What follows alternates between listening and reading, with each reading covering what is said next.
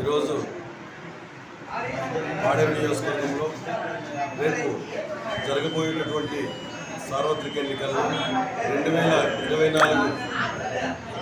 YSR Congress party తరఫున నాకు అభ్యర్థిగా నియమించినందుకు ముందుగా మా గౌరవ ముఖ్యమంత్రి వర్యులు శ్రీ జగన్మోహన్ రెడ్డి గారికి, అలాగే ప్రస్తుత రాజ్యసభ సభ్యులు, అలాగే మా ప్రాంతీయ సమన్వయకర్త అయినటువంటి గౌరవ సుబ్బారెడ్డి సార్కి, అలాగే గౌరవ ఐటీ శాఖ మంత్రులు శ్రీ అమర్నాథ్ గారికి హృదయపూర్వకంగా నేను ధన్యవాదాలు తెలుపుతున్నాను. ఈరోజు పాడేరు నియోజకవర్గంలో వైఎస్ఆర్ కాంగ్రెస్ పార్టీ తరఫున నాకు అభ్యర్థిగా నియమించిన తర్వాత ప్రతిపక్షాలన్నీ కూడా పరారయ్యేటువంటి పరిస్థితి ఈరోజు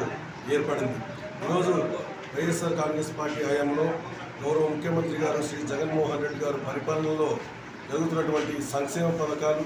సంక్షేమ కార్యక్రమాలు, ఈ అమలు తీరు చూస్తుంటే ఈరోజు ప్రతి పేదవాడికి కూడా అందుతున్నటువంటి సంక్షేమ పథకాలన్నీ కూడా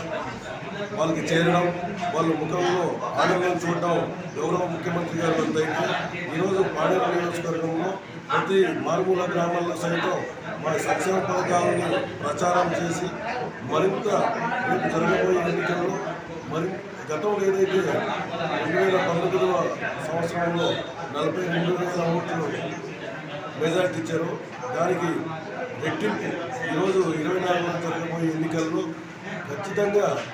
70,000-80,000 ఓట్లు మెజార్టీతో గెలిపించేందుకు మా వైఎస్ఆర్ కాంగ్రెస్ పార్టీ శ్రేణులంతా కూడా సిద్ధంగా ఉన్నారని చెప్పి ఈ సందర్భంగా తెలియజేస్తున్నారు. అలాగే మీరు చూస్తున్నారు, ఈరోజు గతంలో ఏదైతే టీడీపీ ప్రభుత్వం రాష్ట్ర ప్రజలందరినీ మోసం చేసిన ఘనత చంద్రబాబు నాయుడు అయితే ఈరోజు గత ఎన్నికల్లో ఇచ్చిన హామీలన్నీ కూడా పూర్తి స్థాయిలో నెరవేర్చిన ఘనత మా గౌరవ ముఖ్యమంత్రి గారిది. కాబట్టి ఇటువంటి సంక్షేమ పథకాలు అమలు చేసిన ఈ తీరుపై ప్రజలందరూ కూడా చాలా సంతోషంగా ఉన్నారు. రేపు జరగబోయే సార్వత్రిక ఎన్నికల్లో ఈ ప్రతిపక్షాలందరినీ కూడా వాళ్ళందరూ ఏకమై వచ్చినా సరే వాళ్ళందరినీ తన్ని తరమడానికి, బంగాళాఖాతంలో కలిపేయడానికి మా వైఎస్ఆర్ కాంగ్రెస్ పార్టీ శ్రేణులందరూ కూడా సిద్ధంగా ఉన్నారు, ప్రజలందరూ కూడా సిద్ధంగా ఉన్నారని చెప్పి సందర్భంగా మీకు తెలియజేస్తున్నాం.